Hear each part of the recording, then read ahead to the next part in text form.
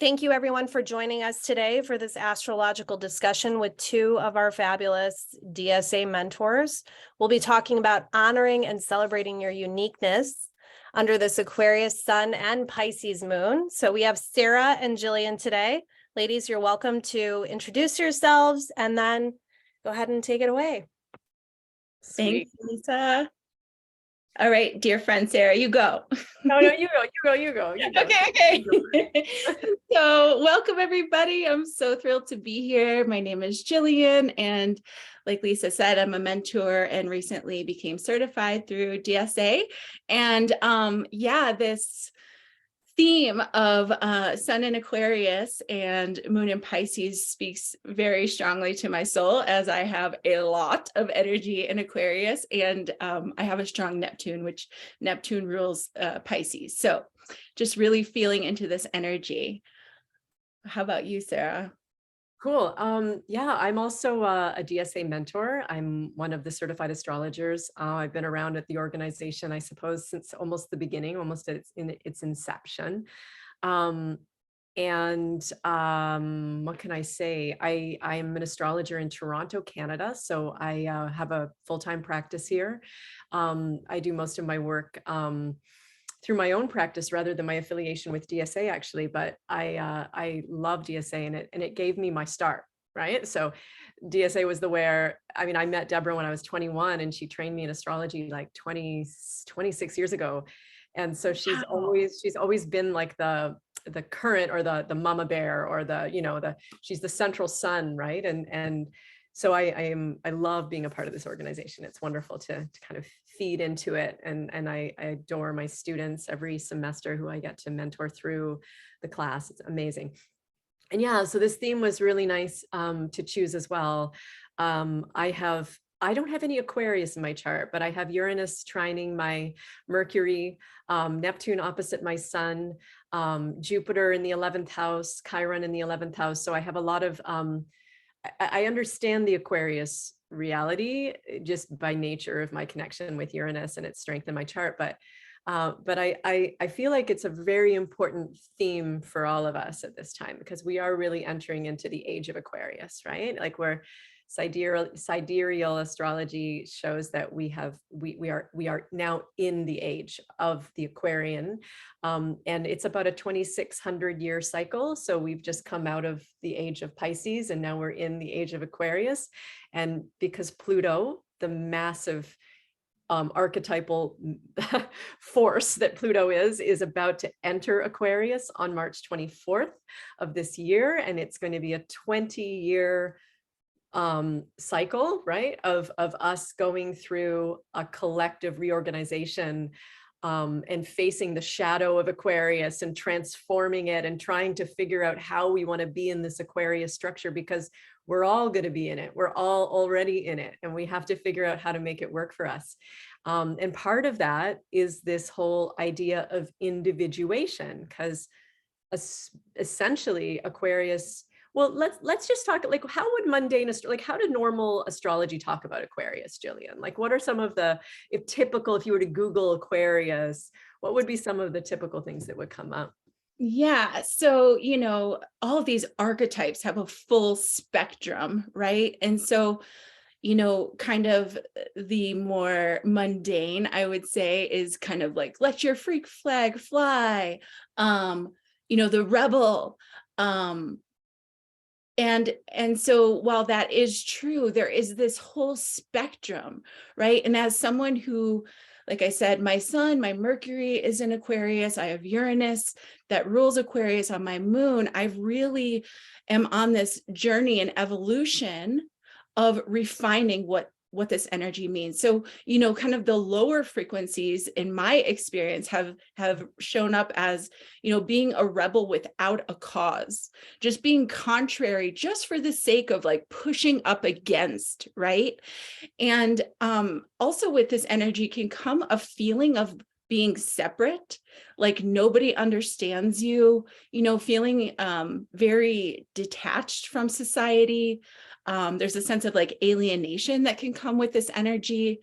But the reframe of all of that, right? Like the high road is honoring the uniqueness of my being, to be free, to be who I am, and then taking that authentic vibration, the frequency that comes with that of, and we're each so uniquely different, right? So like owning that uniqueness, aligning with your core frequency, your core vibration, and then lifting that up for the greater good, right, of the collective, to move us forward into the future from this up-leveled place of authenticity.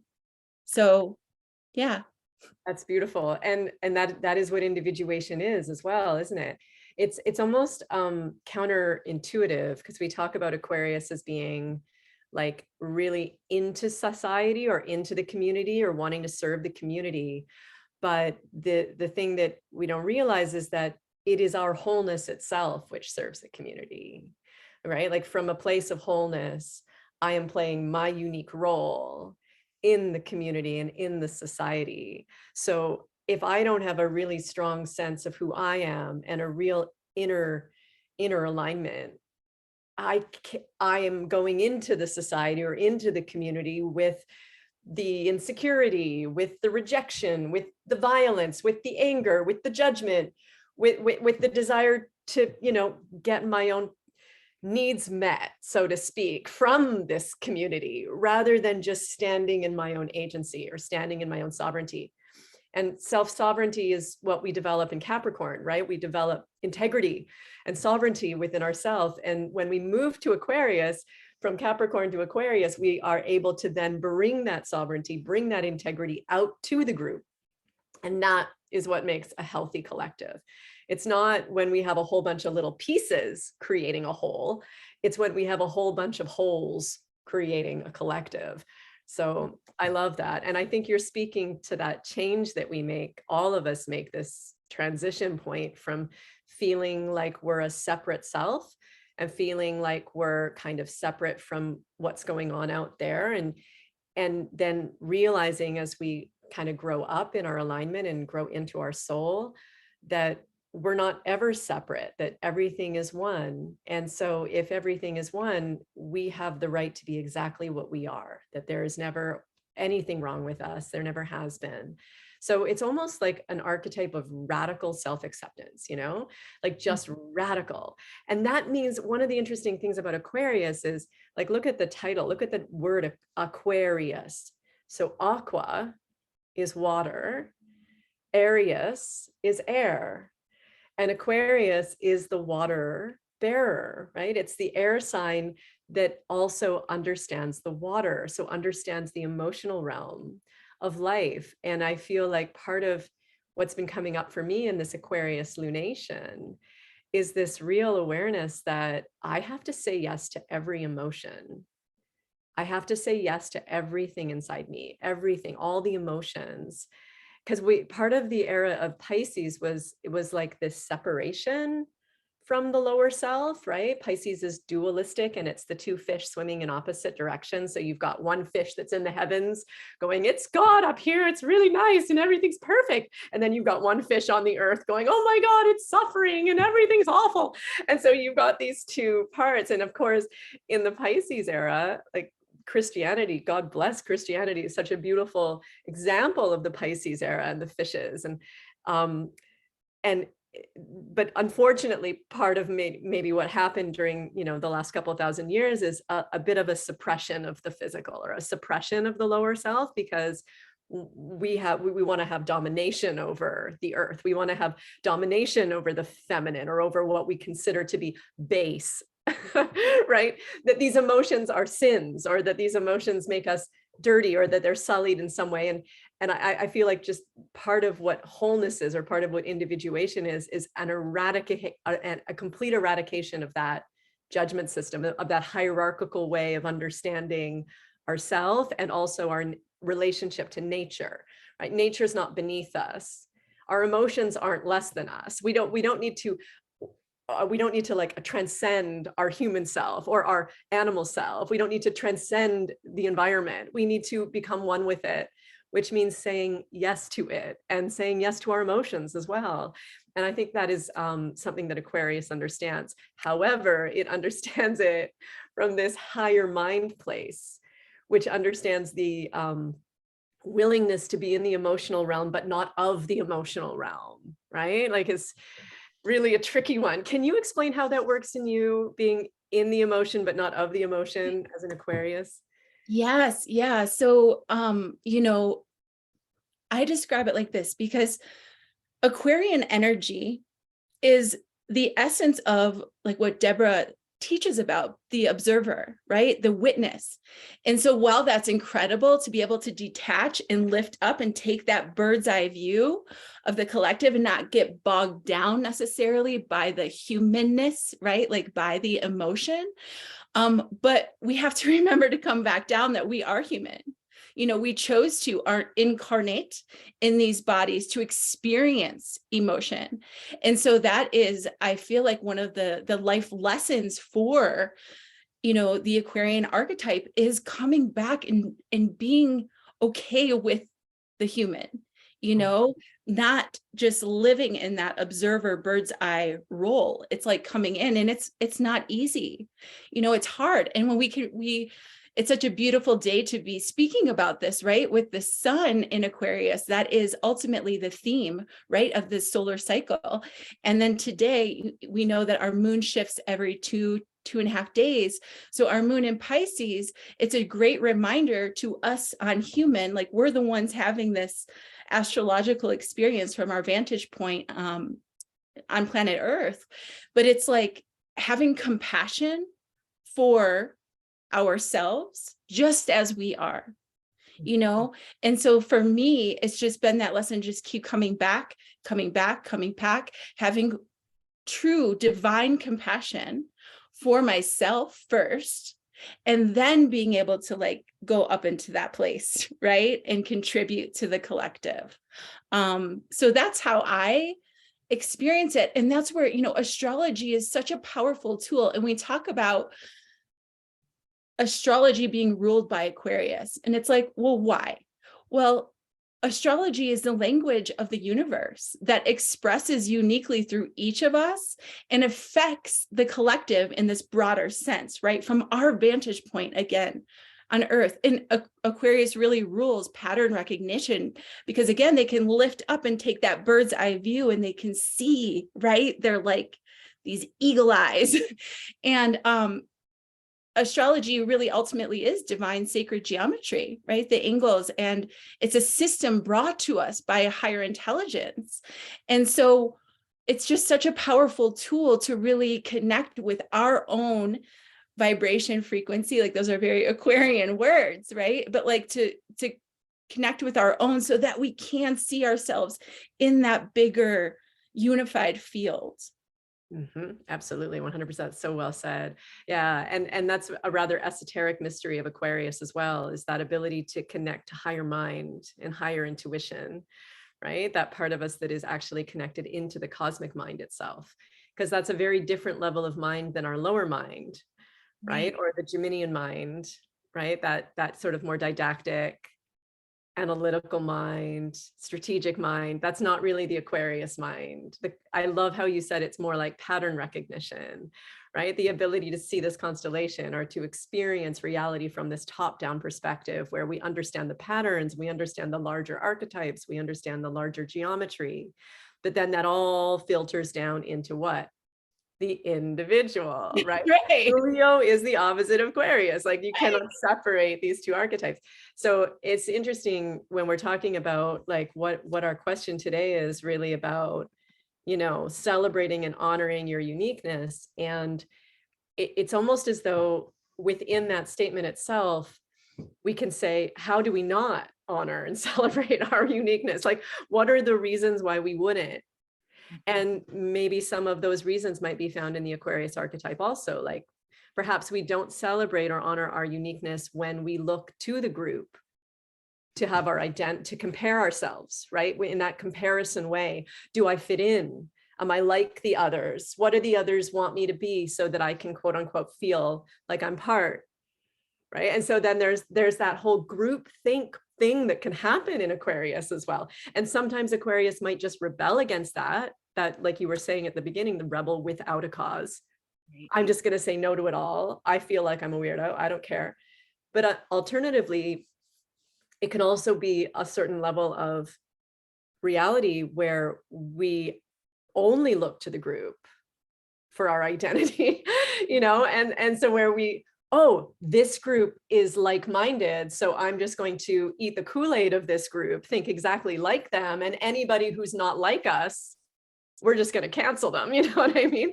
So that's a big shadow, because I think in terms of uniqueness and individuality, like if we don't stand up as an individual, there's a dark element of mind control or group control gone wrong. Like we never want to be, we never want to go along with some, like if all your friends were going to jump off the cliff, would you jump off the cliff, right? Like it's that whole concept of you have to stay in your alignment, because the real Aquarius is plugged up into cosmic mind.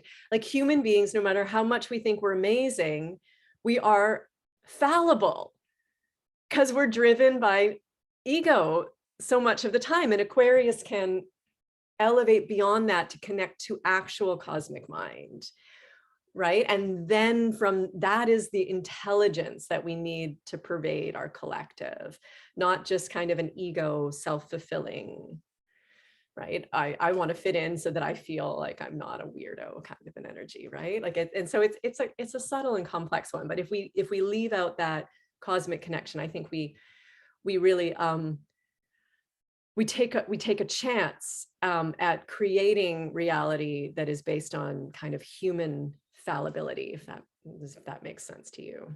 Totally. That is so well said. And it's just like that Uranian quality, right? Of that like cosmic consciousness and going up. I'm curious. So you have been through your Uranus opposition. Yeah. I went through my Uranus opposition a couple of years ago. It was life-changing. Absolutely. So, because I'm not quite there yet. It's coming, but I'm just curious, like during that transition, did you become more connected to this energy, would you say? I did. So Uranus in the birth chart is the point of individuation for all of us.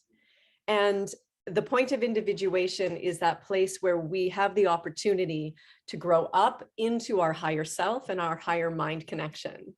Now, until we make that bridge up into that part of us, the Uranus point in the chart can often be very uncomfortable, because it has that quality of rebellion, or it has that quality of kind of disassociation or trauma associated with it. Because at a lower state, our lower self doesn't want to be broken up into a million pieces, right? Like it wants cohesion. It wants to understand what's going on. It wants to control it. It's Saturnian. Our lower self is ruled by Saturn, wants to have stability. But the higher self has like, is going to break all of that form. It's going to break it. So Uranus, until we individuate, can be almost a kind of, or almost like a dystopic place in our personality that we just get a hard time from, right? Depending on how it's situated in the chart. But at the Uranus opposition, there's this alignment that happens, and not everyone will listen to it, but a lot of people do. And I have clients all the time who've gone through their Uranus opposition or who are in it. And it's a gift to counsel them, because it is at this point where the Kundalini wants to rise through our body. The electric energy wants to come all the way up through the chakras, blast through our heart, and connect us to the higher self. And this bridge starts to be made at the Uranus opposition, and it culminates at the Chiron return.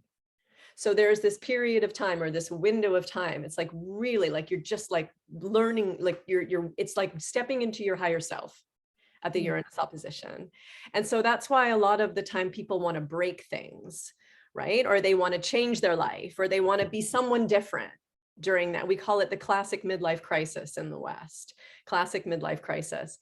The real desire is not just to break free, but rather to break into me, right? To say goodbye to all the roles that we played, all the expectations we followed, all the ways we've looped ourselves into the collective for our identity, and to say yes to just who we actually are. the authenticity of who we are. And it's a very empowering transit. It can be tricky to walk through depending on how invested you are in your identity as it is stood, right? But if you can elevate, like it's pretty spectacular. Yeah. It's so great. And that is right.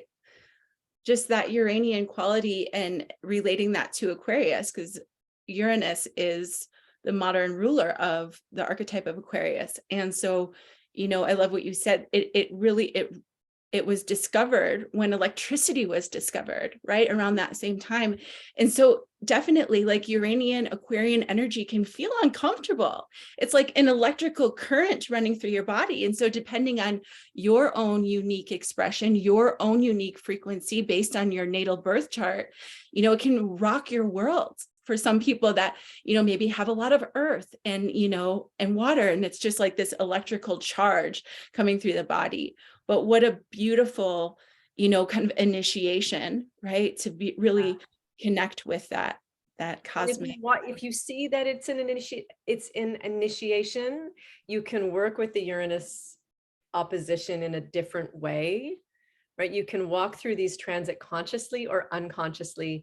Either way, it's going to happen to you. But part of what astrology does is it gives us an awareness of what's happening so that we can have a different vantage point and work with the energy consciously to help it fulfill itself to its highest potential, right?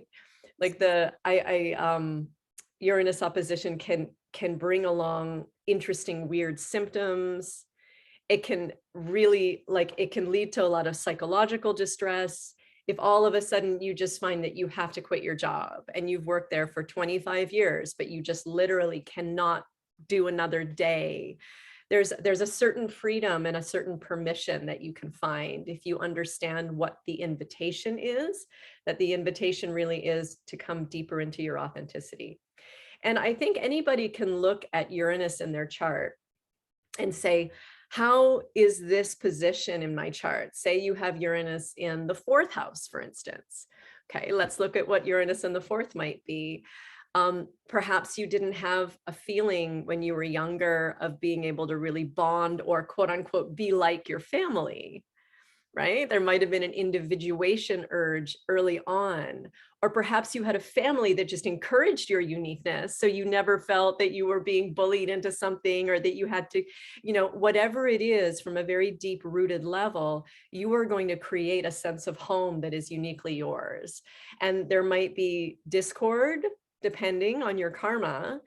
But eventually at the Uranus opposition, you have this chance to say, no, this is me. These are my feelings. This is what makes me feel safe.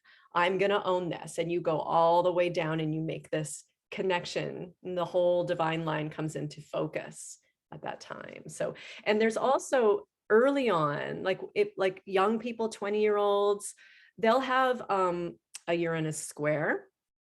And they're going to have a Uranus trine as well. So there are varying times when that position in our chart gets triggered, right? Or gets activated, not just at the Uranus opposition point.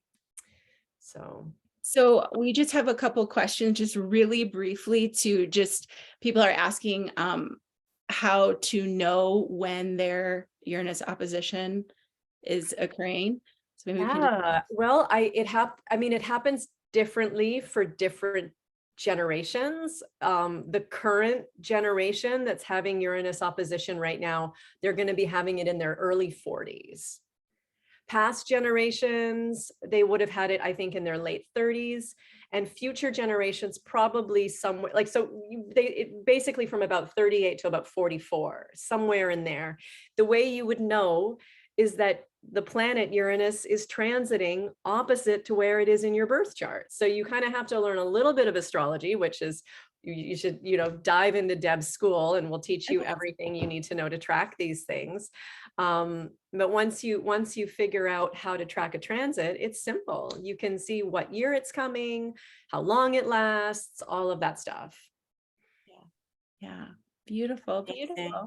Thank you both so much. Hi. So as we wrap up, what would be, Sarah, what would you say would be your recap for if you were to give advice for this particular Aquarian season, what would it be? Well, I think the urge with the lunation is one of transformation, because our new moon in Aquarius came in with Pluto conjunct. Pluto was conjunct sun and moon, right? Within a few degrees.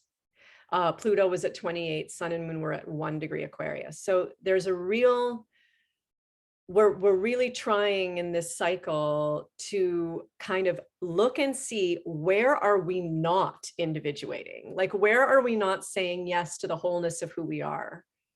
And to blast through that, to transform that, not by destroying it or repressing it, but in true Plutonic fashion, by feeling our way through it, right? By alchemizing it. So this is like so been coming up for me, is this like feeling is healing.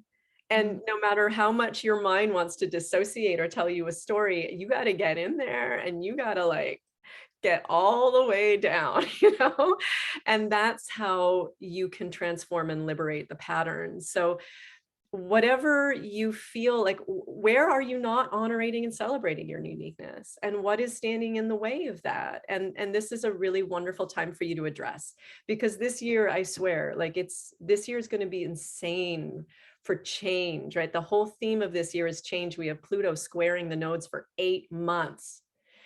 It's going to be such a year of revolution, personal, spiritual revolution, personal psychological revolution.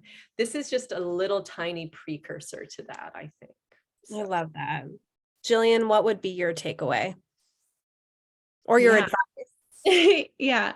I love what Sarah said. I just resonate so deeply with that, and really, bringing it to, it is really a bottom up approach, right? We've got to go down to rise up. We have to root down to rise up, and so this Aquarius season, it's such an invitation to explore, right? Using the air to get curious. What is my own unique vibration? What is my own frequency?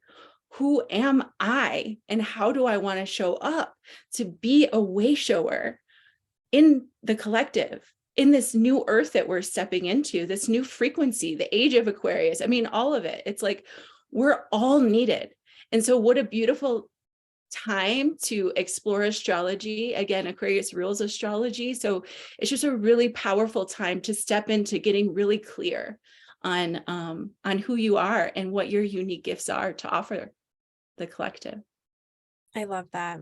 Thank you both so much. I think I can speak on behalf of everyone else in the chat that I wish we could just stay here for another few hours, because this has been such an amazing conversation. So thank you to you both.